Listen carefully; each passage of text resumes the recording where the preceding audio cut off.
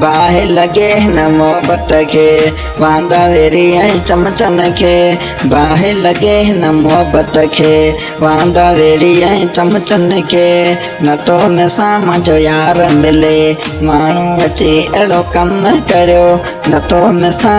यार मिले माण्हू अची अहिड़ो कमु करियो टोड़े छॾियो मूंखां जानी अहिड़ो चप चाढ़े थो यार घुमे बाहि लगे न मोहब्बत के वांदा वेरी ऐं चमचन के न मिसां नथो मिसां यार मिले दुश्मनी अहिड़ा अची कमु करियो।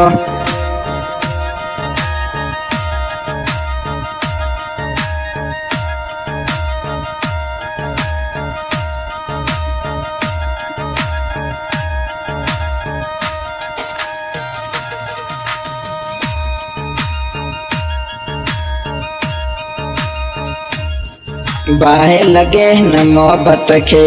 वांदा वेड़ी ऐं चमचन के बाहि लगे न मोहब्बत के वांदा वेड़ी ऐं चमचन के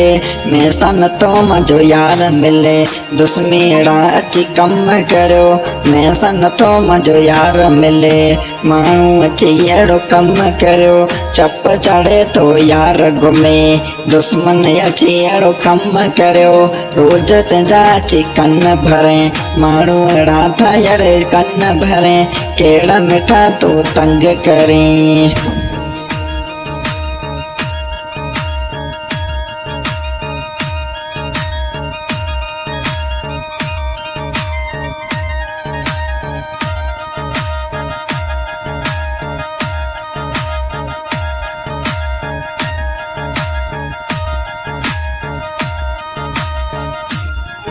बाहि लगे ताजी मोहब्बत ना पाड़ो छॾे पियो ताजो जाऊं बाहि लगे ताजी मोहब्बत ना पाड़ो छॾे पियो ताजो जाऊं यार कंहिंजा ऐं प्यार कंहिंसां रोज़ वधी था पेर मिठा यार कंहिंजा ऐं प्यार कंहिंसां पंहिंजा वधी था पेर मिठा बाहि लगे ताजी मोहब्बत ना पाड़ो छॾे पियो ताजो जाऊं।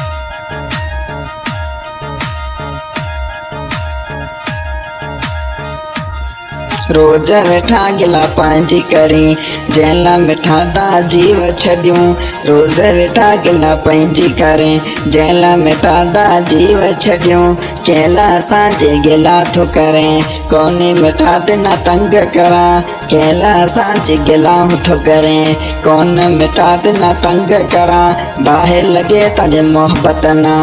ॻोठ छॾे पियो ताजो जाऊं बाहि लगे हिन मोहब्बत के वांदा वेरी ऐं चमचन के मुंहिंजो नथो मिसां यार मिले माण्हू अची मिना अहिड़ो रुलियो। हाँ भाई सिंगर सनाउल्लाह खान बिया गाँव केरा कच्छ रिकॉर्डिंग हो रही है SM स्टूडियो केरा रिकॉर्डिंग में साथ दे रहे हैं हमारा नवाज भाई बहुत बहुत धन्यवाद और म्यूजिक पे साथ दे रहे हैं सुरैया मानू बहुत बहुत धन्यवाद।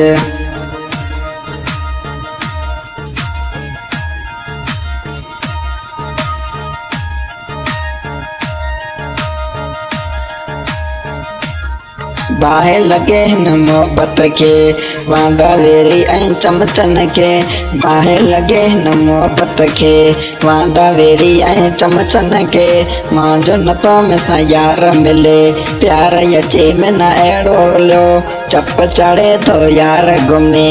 माण्हू अची में न अहिड़ो रुलियो बाहि लगे तांजी मोहब्बत ना बाहि लगे तांजी मोहब्बत ना।